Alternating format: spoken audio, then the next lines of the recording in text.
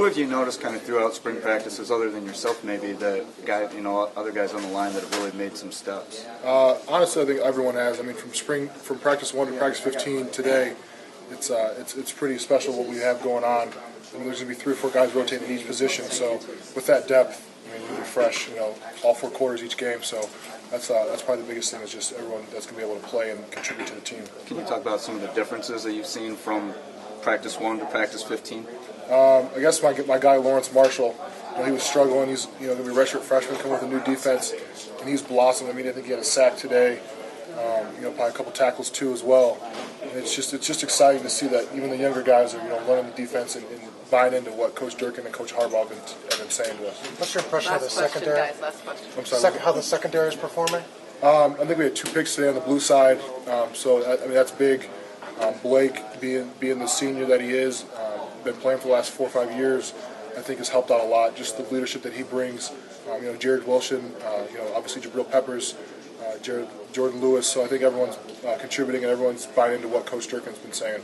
How do you, as a wide receiver, how do you make sure that with so many guys competing with you, so many coaches, watching you, how do you differentiate yourself from some of the other guys and make sure that you're just try to be as perfect as possible, even though it's hard to. Just try to make sure you know the play, know where to line up, and then how to run it with the right defense and everything. So I think the main thing for me is to try to be as perfect as possible and try to go out there and compete, even if I'm not perfect, as long as I'm going 100% or giving them my all.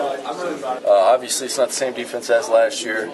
A little bit more, I wouldn't say twist, but I was in Coach Matty's defense for 3.5 years, this being my 4th spring ball. So just becoming comfortable with it and being able to know my job and know others' jobs, I think it allows you to communicate a little bit more.